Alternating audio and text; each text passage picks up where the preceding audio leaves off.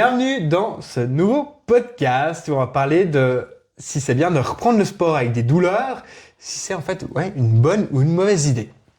Après une douleur, la reprise du sport est souvent source d'hésitation, bien évidemment.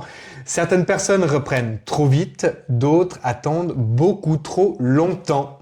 Dans quelle situation reprendre le sport malgré une douleur est possible sans l'aggraver? Toujours en utilisant la règle de la non-douleur.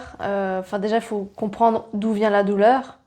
Parce que peut-être que, je sais pas, on va courir, on va avoir mal. Mais si on va faire des exercices, ça nous fera pas mal.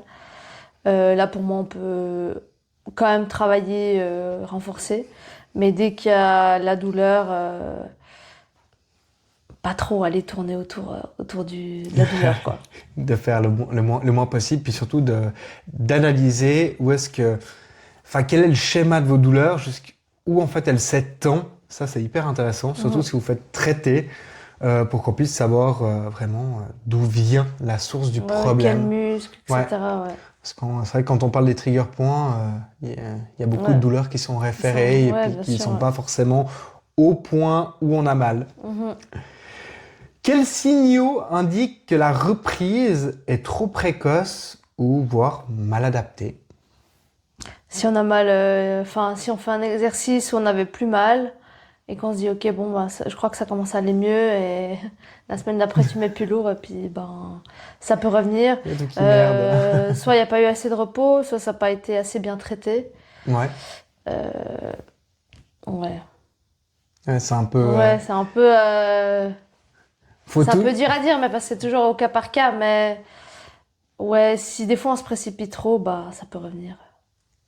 Ouais, donc c'est ça. Donc toujours du moment que les personnes ne savent pas, vaut mieux envoyer des conseils pour vraiment être sûr de faire correctement, quoi. Puis pas d'aggraver la condition, surtout. Sinon on se dit ça va un peu mieux, on y va, puis. Puis après les jours de repos, le moment de repos pour la récupération, on va l'augmenter, que ce soit des fois de quelques jours, d'une semaine, voire des mois. C'est vrai que c'est pas le top. Hein. Non. Et on passe sur la dernière question. Pourquoi une reprise mal gérée entretient souvent les douleurs dans le temps? Parce qu'on vient simplement tirer sur la corde et à force de tirer dessus, au lieu de laisser le temps de reposer, de faire plus léger, de travailler, aller moins lourd, etc. Si on se dit on continue comme ça finira bien par passer. En général, ce qui se passe, c'est que la douleur s'installe plutôt, bien s'ancrer.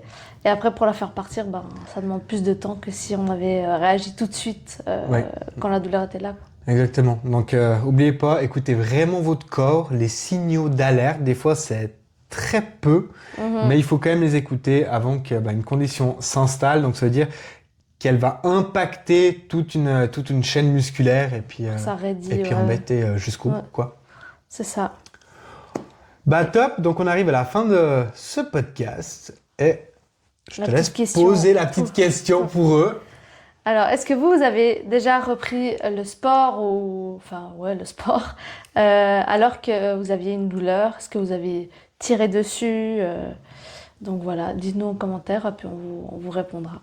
Avec grand plaisir. On vous dit au prochain podcast. Ciao!